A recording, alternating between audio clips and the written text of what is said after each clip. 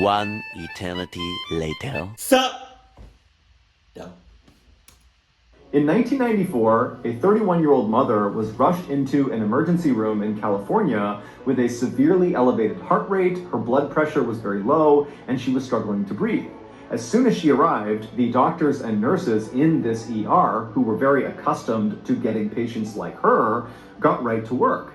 And as they're treating her, one of the doctors noticed something very strange about the patient. But before this doctor could tell the other nurses and doctors about this anomaly, there was this loud thud inside of the trauma room they were inside of.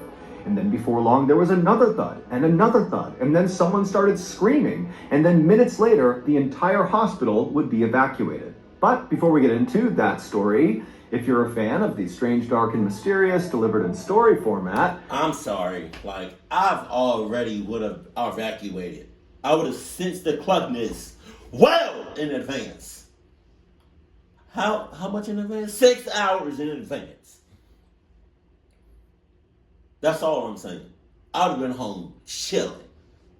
Locked the hell up. What you talking about? How we all gonna evacuate at the same time? That seems like unrealistic. You know how many people I'm hurting? You know how many people I'm pushing out the way, stepping on? Let some cluck stuff happen, in a hospital or in a space where there's a lot of people. I'm shoving people, kids, babies, old people, people with disabilities. I'm pushing you out the way. I'm stepping on you. I'm stepping on hands. I'm stepping on legs. Yeah. But to prevent that from happening, I just sensed the cluckness 6 hours in advance. And I would have been long gone chilling. And you've come to the right place because that's all we do, and we upload once a week. So, if that's of interest to you, please sneak in to the like button's house and set all of their clocks back 1 hour. Also, please subscribe to our channel and turn on all notifications so you don't miss any of our weekly uploads. Okay, let's get into today's story. This never gets old. Dice roll. Dice roll.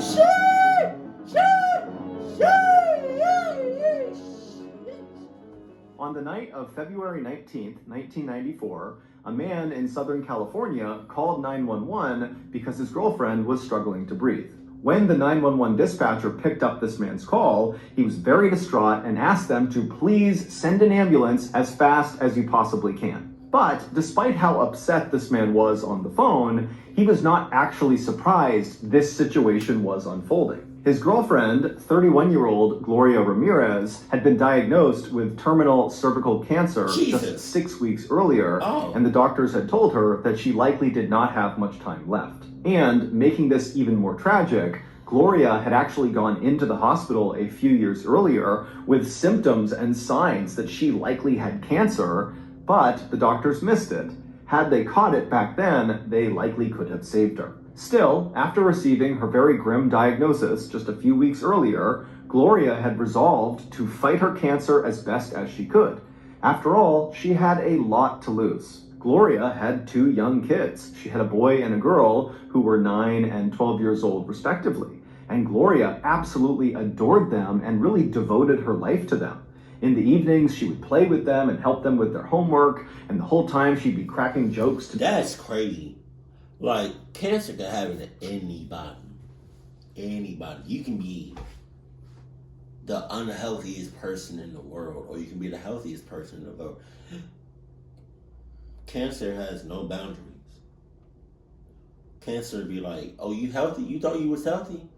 let me just move in real quick. Hell no. All right, so I got a question for y'all, right? On some real stuff. If we keeping it a buck, if we keeping it honest, keeping it 100,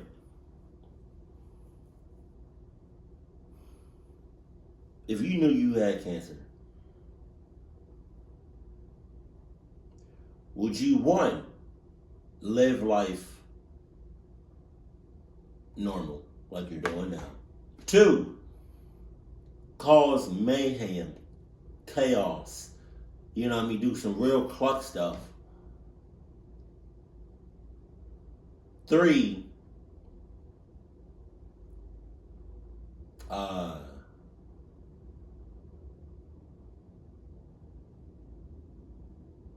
don't know what 3 would be. Be normal. Do some cluck stuff.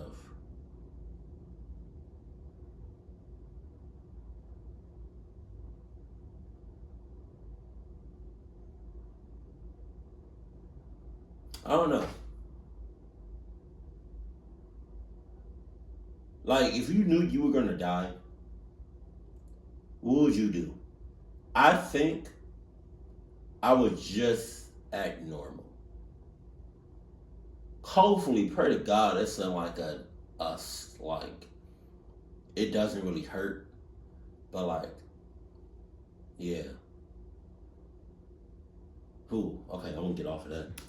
Them laugh and smile. And then even when Gloria was not actively parenting her kids, she was always a very positive presence in their lives. She was optimistic, she was happy, she was upbeat, and oftentimes she could be found wandering around with a big smile on her face, singing a religious hymn to herself. So when Gloria got this terrible news that she had late-stage cancer, she was obviously terrified and sad, but she was also very determined to find a way to survive because she knew her kids still needed her. Around the time Gloria was diagnosed, her doctors told her she would begin radiation treatment for her cancer at the end of February, so she had a few weeks to wait. And so during this waiting period, Gloria found herself spending a lot of time researching her disease, looking for things she could be doing on her own right now to make herself feel better or even potentially increase the odds of her survival. So on February 19th, when Gloria told her boyfriend that she was starting to have some issues breathing, the boyfriend didn't hesitate for a second to call 911 because he knew firsthand from living with Gloria that she was desperate to survive. And so any changes in her symptoms needed to be treated like an emergency.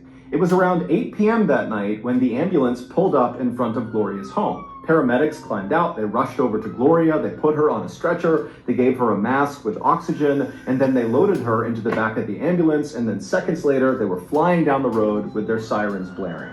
While they sped toward the hospital in Riverside, which is a city about an hour east of Los Angeles, one of the paramedics on board the ambulance called ahead to the Riverside Hospital emergency room to talk to one of the doctors. And the doctor who answered was a 33-year-old woman named Dr. Julie Gorchinsky. And she loved her job. She loved the thrill and excitement and challenge of working in a big city emergency room.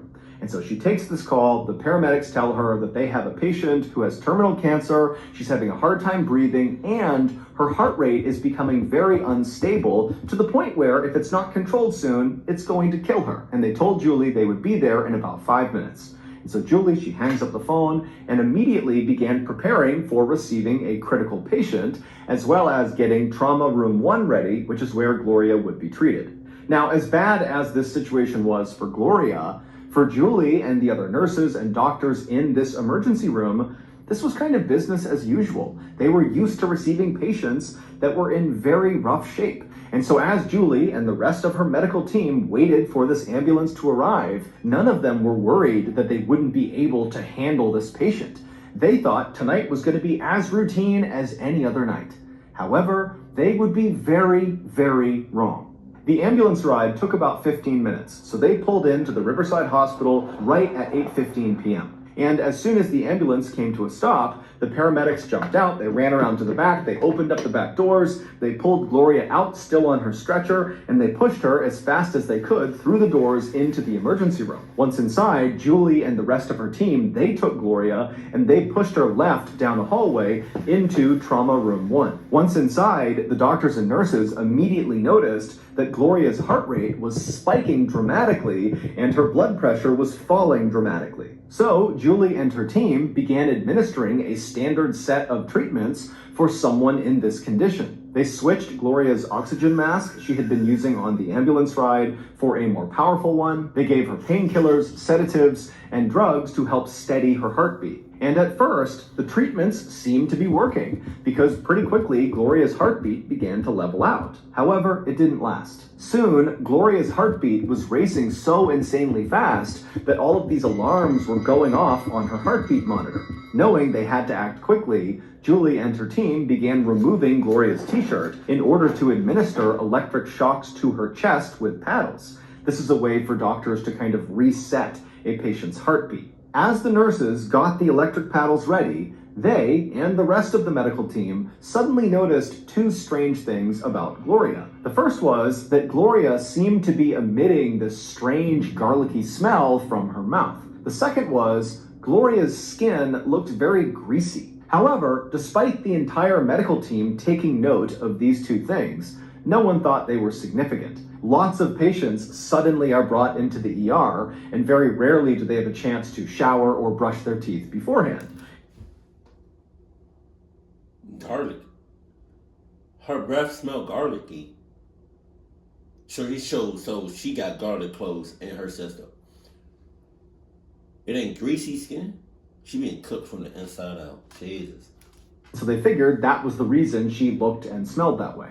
Finally, the big electrical paddles were ready, and so the nurses placed them on either side of Gloria's heart, and then they began sending powerful bolts of electricity into Gloria's chest. While the nurses worked on Gloria's heart, other members of the medical team needed to assess Gloria's overall condition. And so to do that, they needed to draw her blood. So a nurse took an alcohol wipe and cleaned a small spot on Gloria's arm, and then she took a syringe and jabbed it inside of Gloria and began the draw. And as soon as she did this, trauma room 1 filled with a new smell. It was a chemical smell. And Julie immediately noticed it, and she looked over at the nurse doing the blood draw, and she said, "I think it smells like ammonia in here." And the nurse who was doing the blood draw kind of scrunched her face up in disgust and nodded in agreement. The nurse finished the blood draw and then handed the blood vial to Julie. And as Julie was taking this blood vial from the nurse, she noticed the nurse looked suddenly very confused and very disoriented.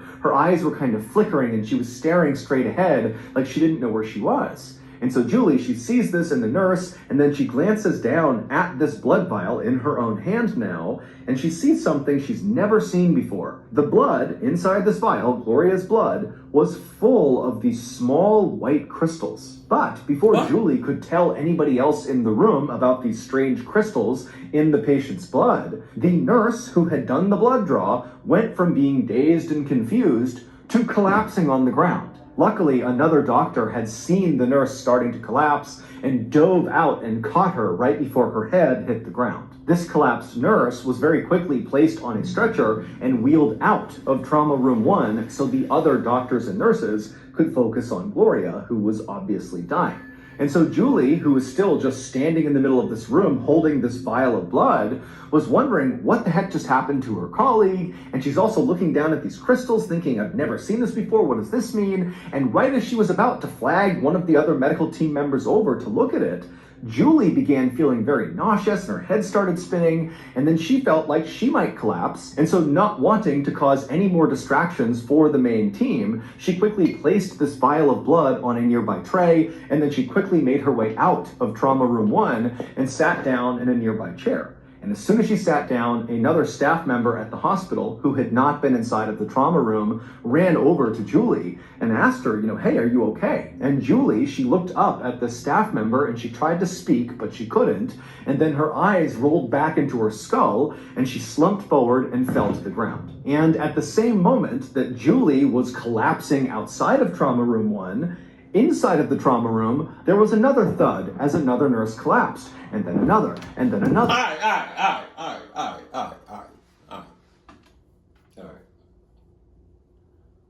Yo, I don't know what y'all doing, but the moment I see somebody's eyes go from this to normal to rolling back, and all the way back in their head, and I just see the white parts, only thing you're going to be seeing is my after image. Because that's how fast I'm running. You're not beating me in no race. Quicksilver. Flash, you're not beating me in no race. Superman, you're not beating me, like think about that. You talking to somebody, and all of a sudden, their eyes start rolling back in their head, and then oh my God! Then out of nowhere, you start hearing other thuds. Doom, doom, doom. You like,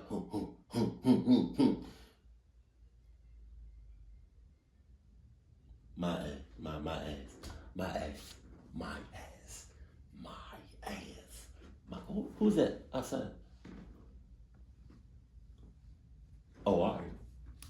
And before long, screams were coming out of Trauma Room 1 as people inside who had not collapsed yet are looking around, seeing their colleagues just dropping like flies for no reason. And so pretty quickly, the call came out over the hospital intercom to evacuate the hospital. The only people that would stay back would be a skeleton crew of doctors and nurses and Gloria, because they felt like moving Gloria outside right now would likely kill her. We need to save her right now. Outside the hospital, the parking lot very quickly filled up with doctors and nurses and other sick people on stretchers. People were screaming and crying, sirens were blaring, and the medical staff that was still healthy was running all over the place looking for supplies to help treat their coworkers. Meanwhile, back inside of Trauma Room 1, things for Gloria only seemed to be getting worse. The 4 doctors and nurses who had stayed back continued to administer more drugs, more shocks to her chest, more oxygen, but no matter what they did, her blood pressure continued to fall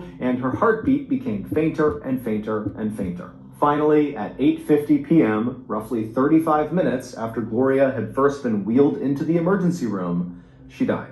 In that 35-minute window, 23 of Riverside Hospital staff had either collapsed or become very sick and then collapsed, and many of them had to be hospitalized. But the most affected person by far was Julie. She was in such bad shape by the time she made it out to the parking lot that she was actually put on an ambulance from her hospital and driven to another hospital where she was admitted to their intensive care unit. And there, a nurse drew her blood, and in it were little white crystals, just like in Gloria's blood. At 11 p.m. on the same night all this craziness happened, a hazardous materials team dressed in full hazmat suits entered the Riverside Hospital to look for a chemical leak, because that was the running theory that some sort of leak had happened in the hospital, it had made its way into Trauma Room 1, and that's what had caused everyone to collapse and get sick. But despite an extensive search, the hazmat team did not find any leaks. Stumped, authorities decided to just be extra careful around this hospital and around Gloria's body until they figured out what had happened, because the fear was there was some sort of unknown or hidden toxin either in this building or on or in Gloria's body. 6 days after the incident, inside of a special airtight room, while wearing full body protective suits, doctors performed an autopsy on Gloria. And they discovered there was absolutely nothing toxic inside of her. In fact, the autopsy only revealed that Gloria had died of natural causes. Her cancer had caused her heart and her kidneys to fail. No. Meanwhile, although the other medical staff members who had gotten sick inside of Trauma Room 1 had mostly recovered, Julie just could not seem to get any better. She had breathing problems and pancreatitis, which is the inflammation of the pancreas, and it's very painful. And her bones were literally just starting to die, leaving her in a wheelchair. Jesus! Gloria's family blamed Riverside Hospital for Gloria's death, insisting that these toxic fumes that must have been present inside of Trauma Room 1 came from the hospital, and those fumes are responsible for what happened. No! The fumes, the crystals, the clunkiness came from Gloria. If anything, Gloria and her family is the one to be good. What? Gloria and her family is the one that needs to be sued for tens of millions of dollars. And Julia, Jesus.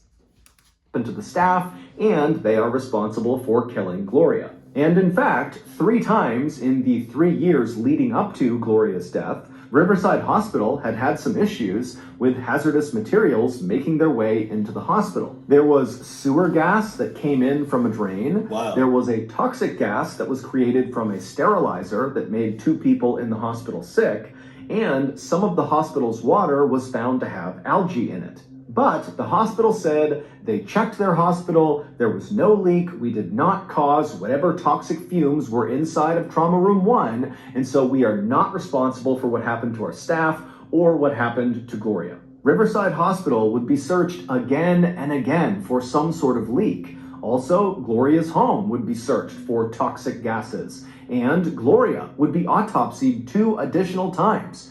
But no one could find anything toxic anywhere. So eventually, California's Department of Human and Health Services came forward and said they had the answer to what had happened inside of Trauma Room 1. They said it was mass sociogenic illness. The hell? Mass sociogenic illness is when a group of people all believe they have the same illness, even though there's nothing wrong with any of them. It's caused by fear and anxiety. Basically, the state of California was saying that Julie and the other 22 staff members who had gotten sick and collapsed had just pretended. They were making it up. As for Gloria, they said she just died from her cancer. Now, of course, this explanation made a lot of people unhappy, like Gloria's family, and of course Julie, whose medical problems were very well documented. She couldn't walk anymore because her bones were literally dying. And so, Gloria's family... How do you make something like that up? You don't. How do you make up something like your bones are dying and you can't? I mean, she was in the hospital, so I was like, she couldn't fake it even if she wanted to. Like, the doctors could literally probably see her bones dying and she couldn't walk anymore. So how do you make something like that up? Oh my God, somebody's either in cahoots or Gloria ass did it. And Julie said, you know what, we think the hospital is covering something up and we are going to sue. But before they did, an obscure lab located just outside of San Francisco, California, it was called the Forensic Science Center, was called in to do yet another investigation into what happened inside of Riverside Hospital. And what these scientists found would make history. Here is what they discovered. After Gloria was diagnosed with cancer, she began researching not only her disease, but also alternative treatments that she could do on her own before she began her radiation treatment at the end of February. And according to the scientists of Forensic Science Center, Gloria must have begun using a well-known controversial home remedy to help with her pain. It was called dimethyl sulfoxide, or DMSO for short.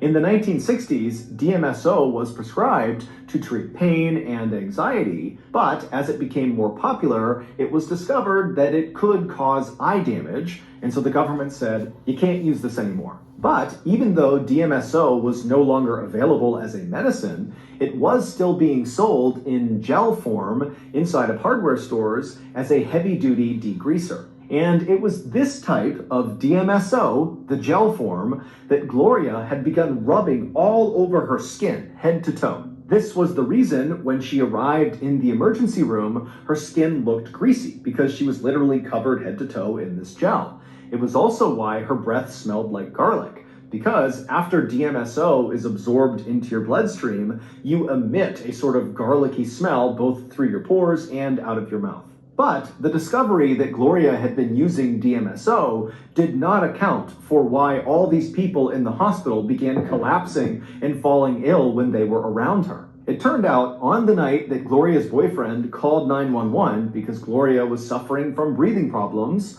Gloria was also suffering from another medical issue, but it was so minor, the boyfriend didn't think to bring it up to the 911 dispatcher or to the paramedics when they arrived. And this secret medical condition that Gloria had was a urinary tract infection, which is an infection in any part of the urinary system. These are very common and usually very easy to treat. But what nobody realized was that because Gloria had this infection, her body was not flushing out the DMSO chemicals that had seeped inside of it from all this gel on her skin. Still, even very large amounts of DMSO chemicals inside of your body or on your skin is not enough to cause any harm to you or people around you. The danger started when the EMTs in the ambulance put that oxygen mask on Gloria's face as they transported her to the hospital. Suddenly, there was this new chemical being introduced into Gloria's body, oxygen. And the scientists from the Forensic Science Center said this new chemical, oxygen, began interacting with the DMSO chemicals trapped inside of Gloria's body, and together they formed a new chemical. Now, if Gloria had gotten to the hospital and responded more positively to the treatments and medicines that the doctors and nurses at the ER gave her, then Julie and the rest of the staff inside of that hospital would never have gotten sick. For that to happen, for that catastrophe to play out inside of that hospital, two very specific things had to happen in the correct order. And they did. First, there was the electric shocks. When the medical team was pumping electrical shocks into Gloria's chest, the scientists from the Forensic Science Center say those charges of electricity interacted with that new chemical that had been created inside of Gloria, and it changed this new chemical again. And this time, the change made the chemical deadly. It became what's known as dimethyl sulfate, which was used as a chemical weapon in World War I. Once Gloria received those shocks to her chest, her body basically became a canister of nerve gas. And then one of the nurses drew Gloria's blood, which was the second event that ultimately set off the catastrophe. Emergency rooms are typically kept fairly cold, roughly 66 degrees Fahrenheit. But when this new deadly chemical was created inside of Gloria, it was still inside of her body where it was warm. And for dimethyl sulfate, when it is warm, it's unstable and much less dangerous. But when that nurse drew Gloria's blood, inside of the blood was the deadly chemical. And now it was no longer in Gloria, it was in this cool 66-degree room. And so it began to stabilize and started producing those little white crystals inside of the blood vial that Julie saw. And as it stabilized, it turned into a gas, and it filled the room, and the staff began to breathe it in. The scientists from the Forensic Science Center do not think that this mass poisoning event contributed to Gloria's death, meaning Gloria did really die from her cancer. Gloria's family has denied that Gloria ever used DMSO, and they still insist that the hospital was responsible for Gloria's death. The hospital would ultimately pay $800,000 in settlement money to Gloria's family, but the hospital would never admit that they did anything wrong. Julie's lawsuit against the hospital was ultimately dismissed, and her bones never really recovered from the damage that was done to them, despite 8 surgeries to try to fix them. However, Julie would eventually go back to being a practicing doctor at another hospital, and she has said the ordeal she went through inside of Trauma Room 1 at Riverside Hospital actually made her a better doctor. You see, I think she messed up. Gloria messed up where, like, alright, she had cancer. Some things you can do naturally on your, like, by yourself. You can do, but like other things, you can, and you would have to see like a specialist. You would have to see like somebody that specializes in like a specific thing. Like you know what, like for Asha, like before I met her, like I would take pills and stuff. Like, all right, relax. not like if I had a headache, I would take like some like ibuprofen or like some Aleve or something like that, right?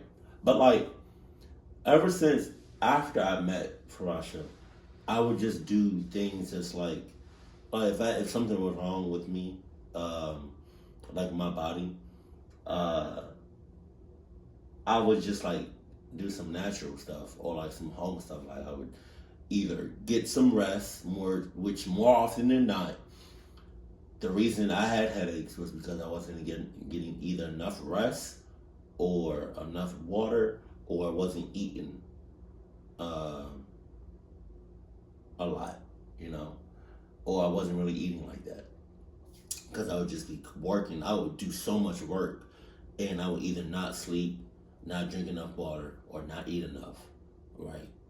Or if I was sick, I would probably, before I met Farash, I would probably take some like over the counter like medicine, right?